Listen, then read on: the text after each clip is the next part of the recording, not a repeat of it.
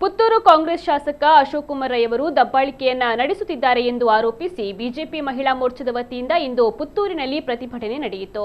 ಪುತ್ತೂರು ಮಹಿಳಾ ಕಾಲೇಜು ಪ್ರಾಂಶುಪಾಲೆಯ ಅಮಾನತು ವಿರೋಧಿಸಿ ಪ್ರತಿಭಟನೆಯನ್ನ ನಡೆಸಲಾಗಿದೆ.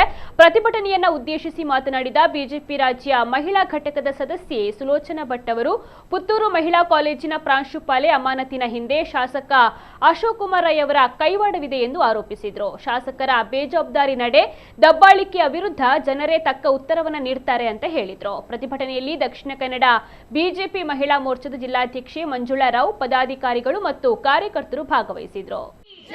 भारतीय जनता पार्टी की जय, बोलो भारत माता की जय, बोलो भारत माता की जय, वंदे मातरम, वंदे मातरम, बोलो भारत माता की जय.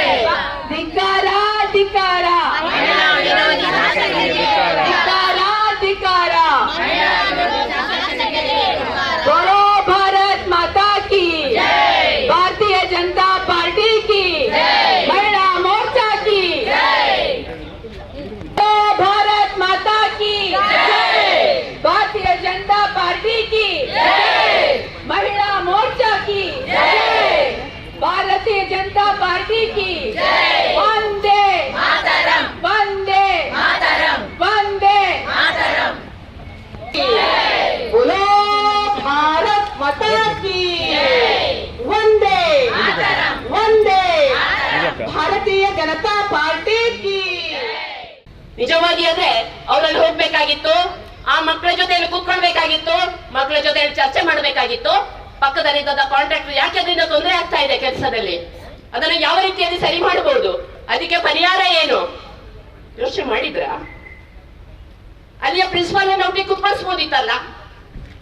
ಅದರ ಬದಲು ಪ್ರಿನ್ಸಿಪಾಲ್ ನನ್ನ ಅವ್ರ ಹತ್ರನೇ ಹೋಗಿ ಆ ಪ್ರಿನ್ಸಿಪಾಲ್ ನಿಮ್ಮ ಪ್ರಚೋದನೆಯಿಂದಾಗಿ ಈ ಮಕ್ಕಳು ಸ್ಟ್ರೈಕ್ ಮಾಡ್ತಾ ಇದ್ದಾರೆ ಅನ್ನುವ ಕಾರಣವನ್ನ ಕೊಟ್ಟು ನನಗೆ ಅನಿಸ್ತಾ ಇದೆ ಪಾಪ ಅವರ ಮೆಡಿಕಲ್ ಕಾರಣಕ್ಕೋಸ್ಕರ ಅವರು ಶಾಲೆಗೆ ಟ್ರಾನ್ಸ್ಫರ್ ಆಗಿ ಇಲ್ಲಿ ಬಂದಿದ್ರು.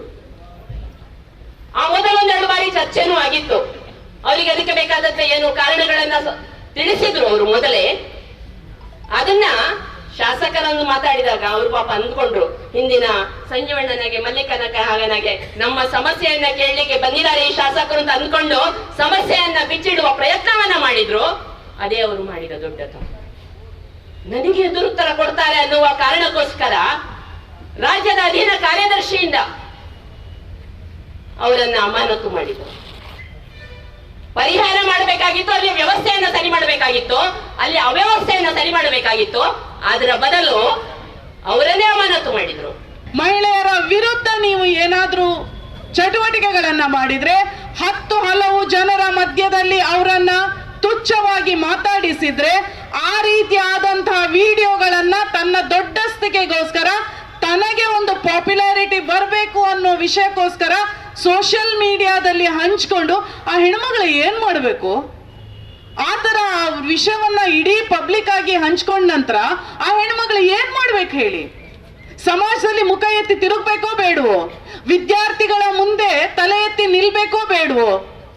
ಆ ಹೆಣ್ಮಗಳು ಏನ್ ಮಾಡ್ಬೇಕು? ಇದರ ಯೋಚನೆ ಕೂಡ ನಮ್ಮ ಶಾಸಕರಿಗೆ ಬರ್ಲಿಲ್ವಾ? ಇದನ್ನೆಲ್ಲ ವಿಡಿಯೋ ಮಾಡಿ ಸೋಷಿಯಲ್ ಮೀಡಿಯಾದಲ್ಲಿ ಹಾಕಿ ತಾನು ದೊಡ್ಡ ಜನ ಅಂತ ಆಲೋಚನೆ ಮಾಡುವಂತ ಶಾಸಕರಿಗೆ ಇನ್ನು ಮುಂದೆ ಇಂತಹ ಘಟನೆಗಳು ನಡೆದ್ರೆ ಖಂಡಿತವಾಗಿ ಇಡೀ ಪುತ್ತೂರು ದಕ್ಷಿಣ ಕನ್ನಡದ ಮಹಿಳೆಯರು ನಾವು ಒಗ್ಗಟ್ಟಾಗಿ ಸೇರ್ತೇವೆ.